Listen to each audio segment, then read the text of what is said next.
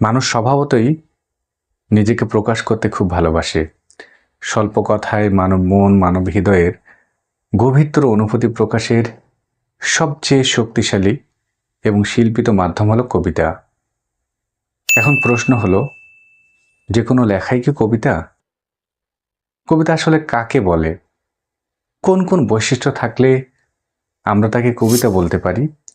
এমন হাজারো প্রশ্ন যাদের মনে প্রতিনিয়ত ঘুরপাক খাচ্ছে, তাদের জন্যই আমাদের আজকের এই আলোচনা। তাই দেরি না করে চলুন শুরু করা যাক।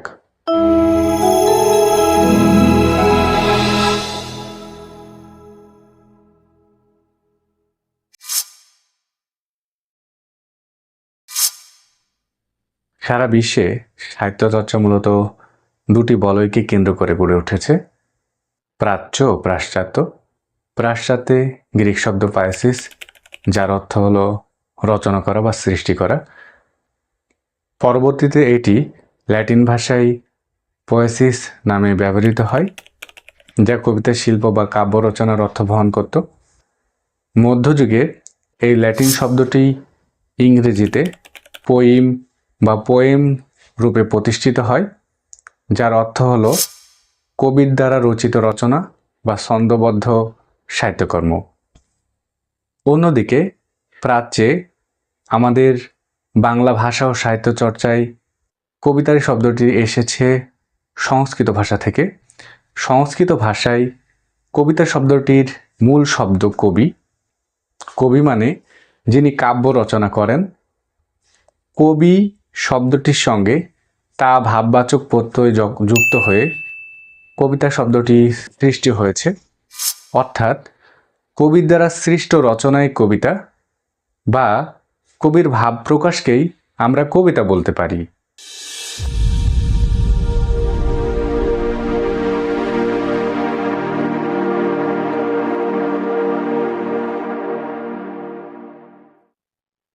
খুবই সংক্ষিপ্তভাবে কবিতা কাকে বলে সেটা যদি একটু বোঝার চেষ্টা করি। কবিতা হলো মানুষের হৃদয় নিঃসৃত অনুভূতি, চিন্তা, কল্পনা, অভিজ্ঞতা ছন্দবদ্ধ, রূপক সমৃদ্ধ ও সংক্ষিপ্ত ভাষিক প্রকাশ, যেখানে অল্প কথায় গভীর ভাব, সৌন্দর্য ও আবেগ প্রকাশ পায়, তাকেই কবিতা বলে। অন্যভাবে আমরা বলতে পারি যে সাহিত্য রচনায় ছন্দ, অলঙ্কার, ভাব ও কল্পনার সমন্বয়ে মানব মনের অনুভূতির নান্দনিক প্রকাশ ঘটে, তাকে কবিতা বলে।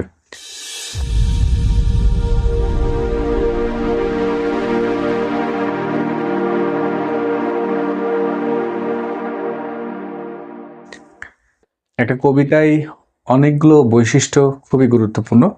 আমরা সেই বৈশিষ্ট্যগুলো নিয়ে একটু আলোচনা করার চেষ্টা করব। প্রথমে আমরা যে বিষয়টা সামনে আনতে চাচ্ছি সেটা হলো ভাব প্রধানতা। কবিতার মূল গুরুত্ব থাকে তার ভাব এবং অনুভূতির উপর। মূলত কবির ভাব বা অনুভূতি এখানে গুরুত্ব পায়। ঘটনা বা কাহিনীর চেয়ে কবির হৃদয়ের যে অনুভূতি সেটাই এখানে মুখ্য বিষয়। সংক্ষিপ্ততা, অল্প কথায় গভীর অর্থ প্রকাশ করা কবিতার অন্যতম প্রধান বৈশিষ্ট্য। অবশ্যই কবিতা সংক্ষিপ্ত হবে, সেটা কবিকে খেয়াল রাখতে হয়। ছন্দ ও লয়ের যথাযথ ব্যবহার, কবিতায় ছন্দ, মাত্রা বা অন্তত একটি স্বাভাবিক লয় থাকে যা পাঠে শ্রুতি মধুরতা আনে। অলঙ্কারের ব্যবহার, আমরা জানি যে সাহিত্যে অলঙ্কারের ব্যবহার খুবই গুরুত্বপূর্ণ। উপমা, রূপক, উৎপ্রেক্ষা, অনুপ্রাস এগুলো গুরুত্বপূর্ণ অলঙ্কার এবং কবিতার যে সৌন্দর্য সেটা আরও বাড়িয়ে দেয় হচ্ছে এই অলঙ্কারের ব্যবহার। তাই গুরুত্বপূর্ণ বৈশিষ্ট্য হলো অলঙ্কার। কল্পনা শক্তির প্রাধান্যতা, কবিতায় বাস্তবতার সঙ্গে কল্পনার মিশ্রণ থাকে যা পাঠকের মনে নতুন নতুন অনুভূতির জন্ম দেয়। আবেগ ও অনুভূতির প্রকাশ, সুখ দুঃখ, প্রেম বিরহ, বিদ্রোহ, মানব কল্যাণ সব আবেগই কবিতার বিষয় হতে পারে। নান্দনিকতা, কবিতার ভাষা ও ভাব পাঠকের মনে সৌন্দর্যবোধ জাগিয়ে তোলে। ব্যঞ্জনাধর্মিতা, কবিতার সর্বশেষ আমরা যে কবিতার বৈশিষ্ট্যের কথা বলতে পারি সেটা হলো ব্যঞ্জনধর্মিতা, অর্থাৎ কবিতার ভাষা সরাসরি না হয়ে ইঙ্গিতপূর্ণ হয় ও গভীর অর্থ বহন করে, যা পাঠককে ভাবনার জগতে নিয়ে যেতে সাহায্য করে। সুতরাং আমরা এই কথা বলতে পারি যে কবিতা হলো মানুষের হৃদয়ের নিঃশব্দ আর্তনাদ, সুখ কিংবা প্রতিবাদের ভাষা। তাই যুগে যুগে কবিতায় মানুষের অনুভূতি প্রকাশের শক্তিশালী মাধ্যম হিসাবে প্রতিষ্ঠিত হয়েছে। এতক্ষণ যারা আমাকে দেখছিলেন এবং নিহারিকার সঙ্গে ছিলেন, সবাইকে অসংখ্য ধন্যবাদ।